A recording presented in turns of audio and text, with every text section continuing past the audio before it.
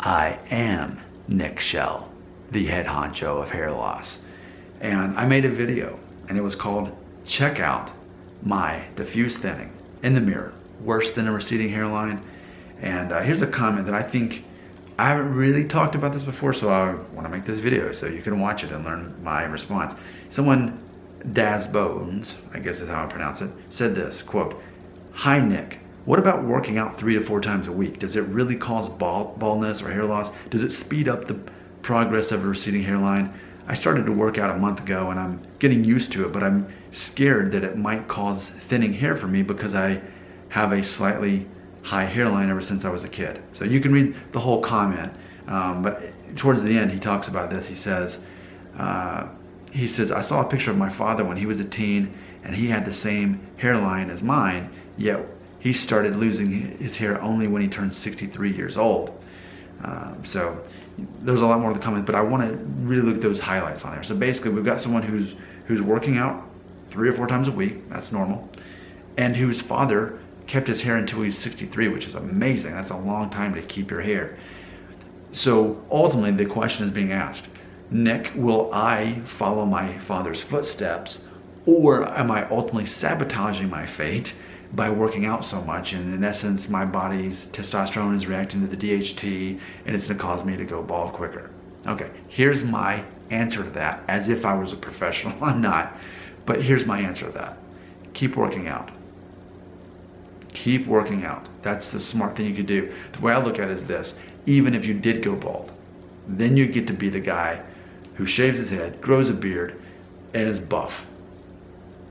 You're masculine, you're strong, and you look awesome. There you go. That's great, right?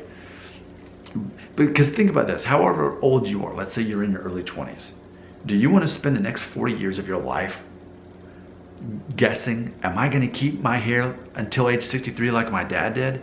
You don't want to live that life, right? So work out. If you enjoy working out, keep working out. You can't live your life based on the fear of going bald, and if I do this and this and this and this, oh no, I'll go bald. I believe that largely it's in your genes anyway. I also believe too that there's someone in your family that you can kind of see who you're modeling your hair loss after. What I don't believe is simply that a person's father is going to predict their own hair loss, because we can all think of examples where there were 2 or 3 sons and one goes bald but the others don't, whether or not the dad was bald or not. So you can clearly see that, but I think that there are certain ways you can kind of model your own hair loss after other people in family. Now for me, I think the verdict's still out, because while I always knew that I'd have, look, there's my diffuse thinning, we've got the receding hairline. So in those ways, I mean, I have more hair than my dad did probably at this age. But at the same time, like when I look at all of my uncles on my mom's side, I think they're all in their 60s now and they have Norwood ones.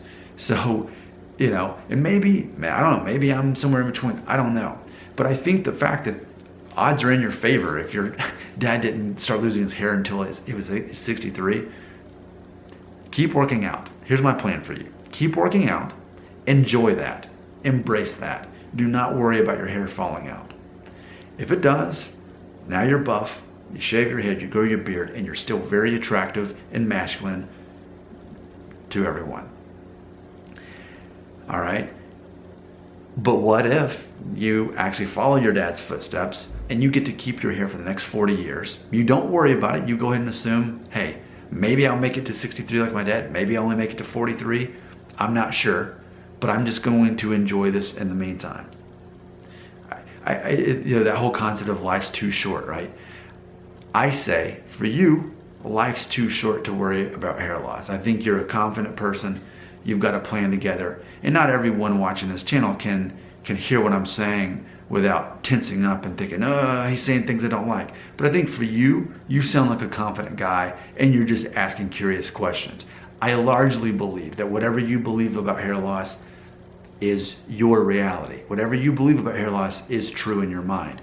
And I think it's just a matter of, more than anything, coaching your perception and accepting the fact that, hey, if you made it to 63, you'd be a lucky guy to still have all that hair. but you may not. You may only make it to 33. You may only make it to 28. Okay, but it's like when you're in college and it's like I wanted to be a musician, and my parents said, well, you need to have a backup plan. And I think that's kind of what this is like for you. It's like, okay, we'll assume that you can keep your hair till you're 63.